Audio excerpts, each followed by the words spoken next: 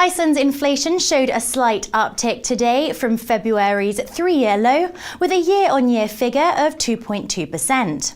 Is the strong krona continuing to cool inflation? Professor Thorolfur Matthasson, Professor of Economics at the University of Iceland, is on the line with us now. Professor, is the krona still doing its job here, and how long-term is this currency-inflation relationship in your view? Well, first of all, there is a small technical detail.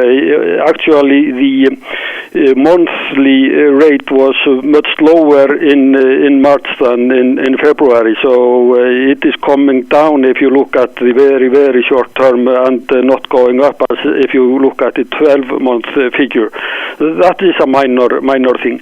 The krona is still inside capital controls, so the Central Bank of Iceland more or less decides what the exchange rate is, and also we just had a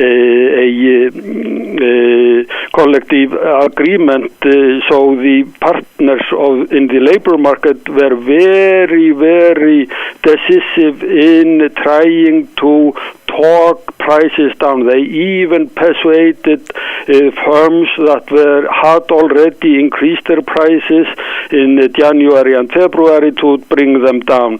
So this is very much hand-on thing. So we should not read too much into the inflation figure this time, I think. Meanwhile, unemployment came in at a less than forecast 4.3%. Is the administration's decision to cancel proceedings to join the EU supportive of Iceland's workforce? No, in the long run, on the contrary, it works against the interest of the majority of Icelandic workforce. What is happening now is because we are inside those capital controls, those that have money and would like to invest in foreign currency, in bonds overseas or whatever, they have only Icelandic bonds and Icelandic assets to invest in. So now they have started to buy houses for renting or for investment purposes. So construction is picking up. So this is not necessarily a sustainable thing, and we see that the only firms that are exporting that are doing well are those in tourism, and they are not paying very high dividends.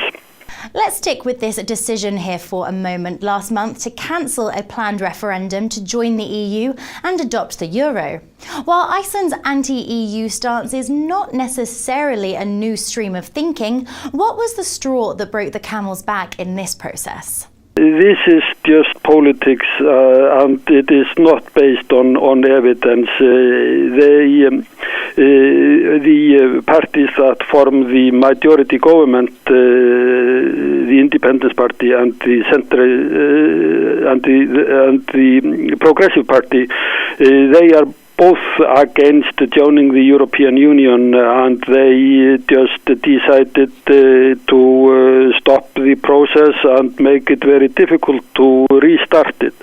And it's mainly driven by elements inside the Progressive Party. This has nothing to do with any kind of evidence, and it did go against clear promises from both parties prior to last election that they should put the question of stopping or continuing the process into a referendum. Now that has fueled quite a lot of anger amongst the population, which thinks that this is such a big and vital question that it should be put out to a referendum, and the population should have a possibility to have its say of whether we should go on or not. But as it is, this was just pure politics, nothing to do with evidence or anything that had changed in the meantime. This decision marks a big U-turn from the statement in 2009 that the krona is dead. How do you see the Icelandic krona continuing to play out in what remains a volatile global market? Well, inside capital controls, I think that all attempts to float it again, what form it finds, it will be inside some kind of capital controls. You may not call it capital controls, but in effect it will be capital controls. They will they will call it speed slowdowns or something like that, so that if you would like to invest abroad, then you should do that over a longer period of time or whatever. But it will be quite an hindrance for Icelandic firms playing the global market. So I guess that the export-oriented firms will move their headquarters out of Iceland, and there is already signs that show you the biggest firms going out. Thorolfur, many thanks for your time on the phone just now. That's all from me right now. I'll be back tomorrow with a comparative look at China and Japan. From me, it's goodbye.